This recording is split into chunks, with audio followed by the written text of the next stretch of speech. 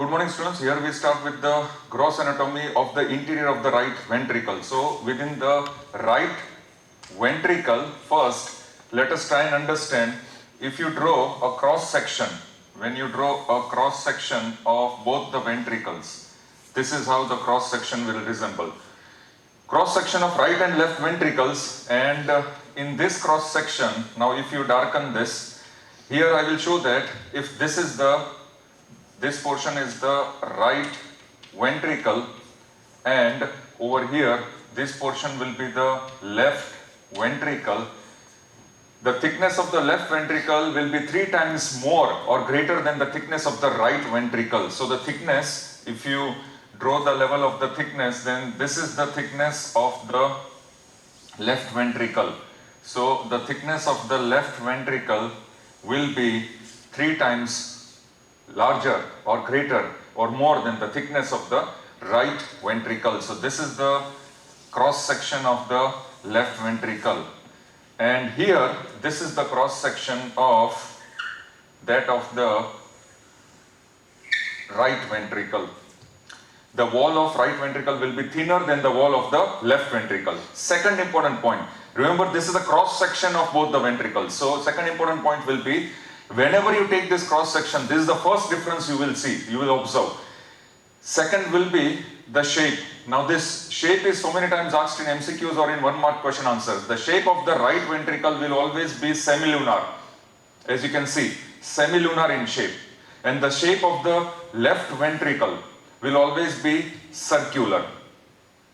Then third, inside, if you put the valves, then for example here, say for example this we can show this valve as a tricuspid valve. This valve we can always mention it as it is a tricuspid valve, or simply you can show with the help of this way.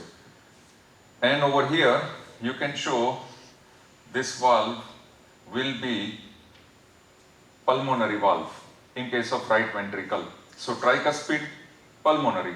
Over here there will be presence of, if you can show, mitral valve, and here you can show the presence of, if you use this pink color, you can show the presence of another semilunar valve, and this semilunar valve will be known as aortic valve.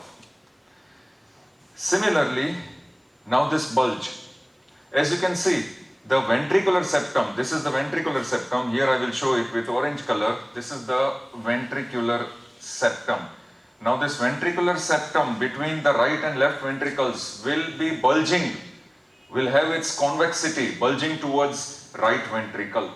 So because of this bulging of this right ventricle, because of the bulging of the ventricular septum in the right ventricle, the shape of the right ventricle will be semilunar and the shape of the left ventricle will be circular. And another important feature is the thickness. Muscular thickness of the left ventricle will be 3 times more than the muscular thickness of the right ventricle. So this is about the cross section of both the ventricles. Now we are going to open the right ventricle and we are going to discuss what are the interior gross anatomical features of the right ventricle. So therefore, in order to understand, we will draw the same diagram as we had drawn in the interior of the right atrium. So in the interior of the right atrium, yesterday when we had discussed, we are going to draw the same diagram. So let us draw that diagram. For example, this is on this side the right atrium, and on this side we are going to draw this as the right ventricle. So since this is the right atrium, we are not going to draw the interior, we are going to concentrate only on right ventricle. So therefore over here, first of all, we will draw the right atrioventricular orifice. And here I will mention this as right atrioventricular orifice. This is right ventricle. And here in this diagram, we are going to show the 3 cusps. Let us show the 3 cusps. So these are the 3 cusps which we are showing. And these 3 cusps, as we have shown, Here we will mention this as cusp, or they are called leaflets. They are connected by thin fibrous thread-like structures. They are connected by thin fibrous thread-like structures. And these thin fibrous thread-like structures are called chordae tendineae. So therefore here we are going to mention these as chordae tendineae. This is the right atrioventricular orifice. Here we are going to mark these as cusp, tricuspid cusp, three cusp or three leaflets of tricuspid valve. And we are going to draw here and we are going to show these structures. We are going to show the three structures as papillary muscles. So therefore, here we are going to mark them as papillary muscles. There are three papillary muscles. So therefore, and chordae tendineae, they are getting attached to these papillary muscles, which are present within the interior of the right ventricle. So therefore, basically, the four structures that we have drawn, right atrioventricular orifice, that is the tricuspid valve complex. The other name of right atrioventricular orifice will be tricuspid valve complex. That will be structure number, now here I will mention this as structure number 1. Tricuspid valve complex or right atrioventricular orifice. Number 2, cusp. So here I will mention this as number 2, the cusp or leaflets of the tricuspid valve. How many? 3. Number 3 will be chordae tendineae. So here I will mention this as chordae tendineae, structure number 3. And number 4, structure number 4, I will mention this as papillary muscles. So together these 4 structures will be present within the interior of the right ventricle, and these 4 structures will comprise the inflow tract of the right ventricle. So therefore, now here if I just mention on this side, here, if I just mention these 2 divisions of the flow chart, interior of right ventricle, 1 inflow tract and second outflow tract. The inflowing part will be rough part and the outflowing part will be smooth part. So here you can even mention this inflow as rough and this as outflow part as smooth part.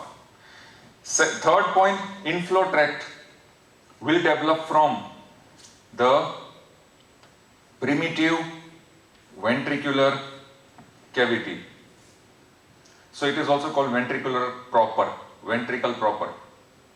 And the outflow tract, which is smooth part, it will develop from the right part of bulbus cordis. So from the bulbus cordis, right half of bulbus cordis, this outflow tract will develop. Then the last point, inflow tract will represent the right atrioventricular orifice. So this is what the inflow tract is comprising of, right atrioventricular orifice, or it is called, as I told you, tricuspid valve complex, or together it is called tricuspid valve complex. And we are going to study this right atrioventricular orifice or tricuspid valve complex. We are going to study that. That is comprising of the 4 structures which I have already discussed. What about the outflow smooth part? The outflow tract which is smooth, which is developed from the right half of bulbus cordis is called as, this is asked in MCQs or 1 mark question answers, it is known as conus arteriosus. Remember this, very oftenly asked in MCQ or on 1 mark question answer, what is conus arteriosus? It is also known as conus arteriosus or it is known as infundibulum. It is also called infundibulum. And what is that particular, what does that gross feature comprise of, or what is the feature which is present in this outflow tract? What is that structure, particular structure which is comprising of conus arteriosus or infundibulum? One structure, and that will be pulmonary trunk orifice, the orifice of pulmonary trunk. So therefore now, if you come on this side, where my hand is there, here I will draw this as pulmonary trunk orifice, and here we will show the semilunar cusp of pulmonary trunk. So therefore, now here we can mark this structure as the pulmonary trunk orifice, and this is the entire pulmonary trunk. This is the beginning of pulmonary trunk where I am putting the color. So therefore, always note down pulmonary trunk outflow. It is comprising of the outflow tract, and this right atrioventricular orifice or tricuspid valve complex, it is comprising of inflow tract. So therefore, right ventricle, the interior of right ventricle is divided gross anatomically into two different parts, two different segments. The inflow tract, which is comprising of right atrioventricular orifice or tricuspid valve complex, which comprises of these four elements. And the outflow tract, this is called infundibulum or conus arteriosus, which comprises of pulmonary trunk, the outflow, where the blood will pass into the pulmonary trunk as outflow. Now, based in between these two, inflow and outflow tract, there will be one ridge-like structure, and that ridge-like structure will be known as supraventricular crest. So therefore here, if you show the ridge, this will be supraventricular crest.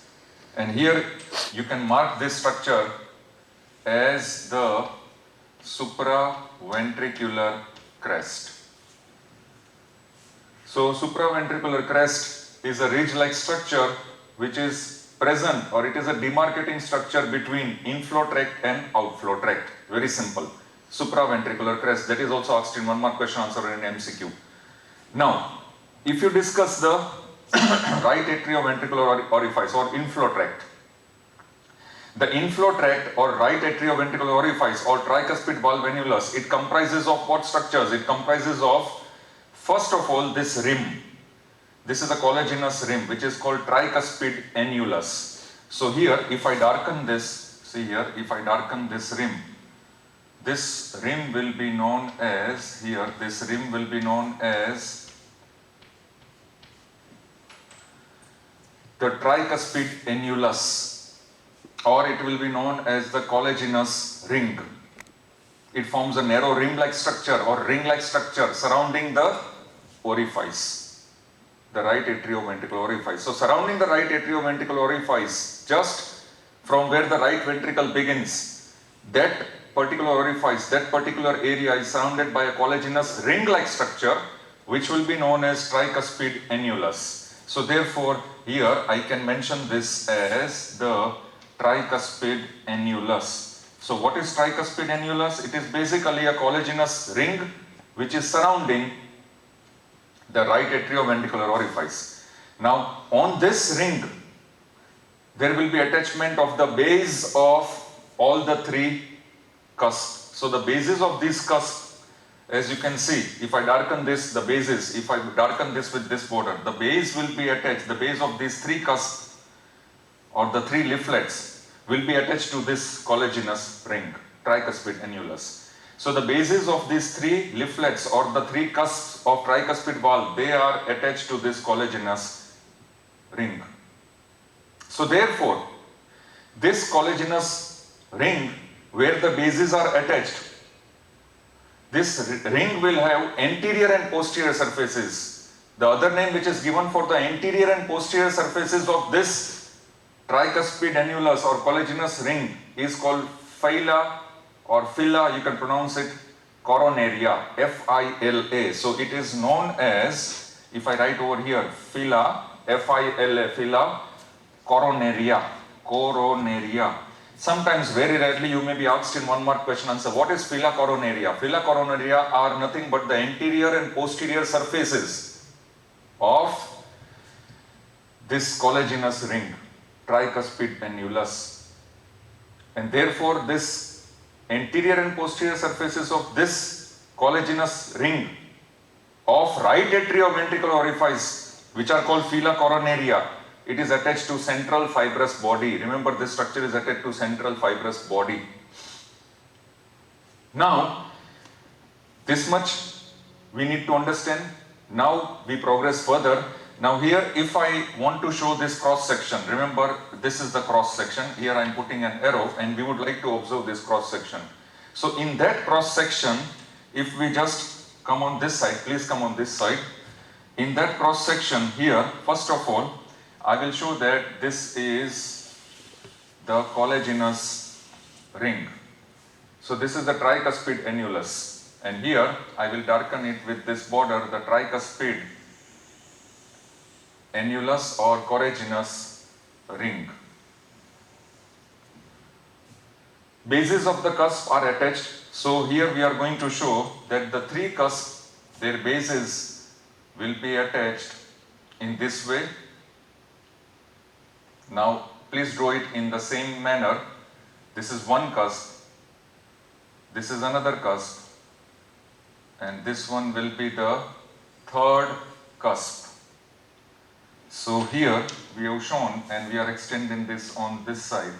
This is how we show the three cusps. See the size. In the cusp, that is leaflets, there are three, and all these three are known as one. This is the anterior cusp. 2, this one will be the septal cusp. And 3, this one will be the posterior cusp or posterior leaflet. Out of these three, anterior is the largest, septal is the smallest. This was also asked in MCQ. So in tricuspid valve complex, tricuspid valve or right atrioventricular valve complex, which is the largest valve, which is the largest leaflet, or which is the largest cusp? Anterior cusp or anterior leaflet. Which is the smallest? Septal. Now the bases of these three cusps are attached to the tricuspid ring annulus or collagenous ring annulus. So this is the tricuspid annulus, or it is also known as collagenous ring, where the base of the cusp are attached. Now coming individually to this cusp, three cusps, you need to know the gross anatomy. All the three cusps are joined together. Remember, we have opened this, otherwise they are closed. All the three are closed. So all the three cusps are joined with each other at the commissures, where my finger is there. These are the commissures. And names are given to particular commissures. What is the name? Very easy to understand. This is anterior cusp, this is septal cusp. So this is the commissure, and the name of this commissure, now here I will give this name as anteroseptal commissure. So this is the anteroseptal commissure, where anterior and septal cusp are joined. Second commissure over here, this is the commissure which is called posteroseptal commissure, posteroseptal commissure. And the third commissure we have opened, dissected. If supposing this is closed in three-dimensional view, this is closed where we have dissected and opened, then that commissure would be present between anterior and posterior cusp. So the name of that commissure would be antero-posterior commissure. So in this diagram, you can even mark this as antero-posterior commissure. Even here you can mark this as antero-posterior commissure. I hope you can understand, because this here we have cut it. Otherwise it is joined. Anterior and posterior are joined three-dimensionally to form antero-posterior commissure. So therefore the three cusps are joined with each other at three different commissures. And what are those commissures? Anteroseptal commissure, posteroseptal commissure, and antero-posterior commissure. Very simple. Now each cusp will have three different zones, and these three zones are very important. Each cusp will have three different zones. The first zone, if I mark over here, this is the first zone, which is known as the rough zone. So this will be the first zone, which is known as the rough zone. And here I will mark it as rough zone. On this rough zone, there will be attachment of chordae tendineae. So here, we would like to show on this rough zone, there is attachment of the chordae tendineae. These are the chordae tendineae which are attaching on this rough zone. And these chordae tendineae, we know they are attached to the papillary muscles. They are attached to the papillary muscles. This is how you show the sections of the papillary muscles. So on this rough zone, there will be attachment of chordae tendineae. Now next zone is clear zone. This will be clear zone. So here even I can make this as the clear zone. So this zone over here, you can mark this as the clear zone. This is the clear zone, this is the clear zone, and this is the clear zone. Clear zone is devoid of any attachments. Clear zone will not have any attachments. That is the middle zone, which is clear zone in each cusp. And the deepest structure over here is called the basal zone.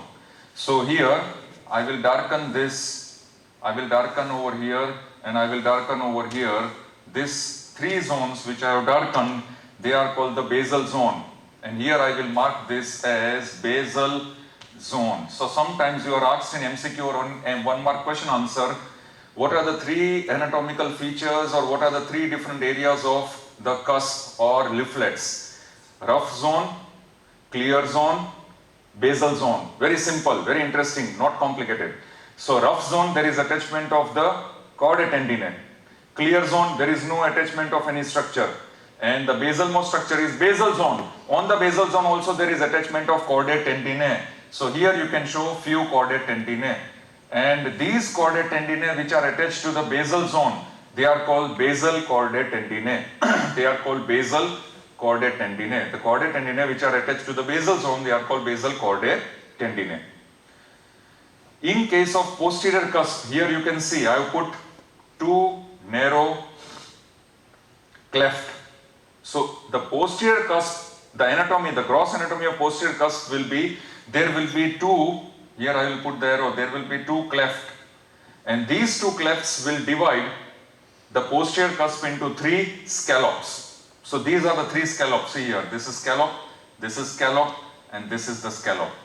So the posterior cusp will be, the gross anatomy of posterior cusp or posterior leaflet of tricuspid valve will be in such a way that it will have two narrow clefts, and these two narrow clefts are dividing the posterior leaflet or posterior cusp into three scallops.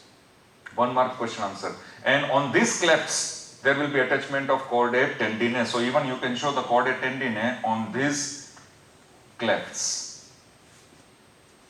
So therefore, this is the basic anatomy of the three cusps and the tricuspid annulus. So here in the inflow tract, the inflow of the right ventricle, right atrioventricular orifice or tricuspid valve complex, we have discussed two structures. What are those two structures? Number one, the tricuspid annulus or collagenous ring, and number two, the individual cusps, or they are called leaflets, anterior, septal and posterior leaflet. Now the remaining two structures will be discussed in the next segment, that will be the chordae tendineae and papillary muscles. So this is the inflow segment. Thank you very much.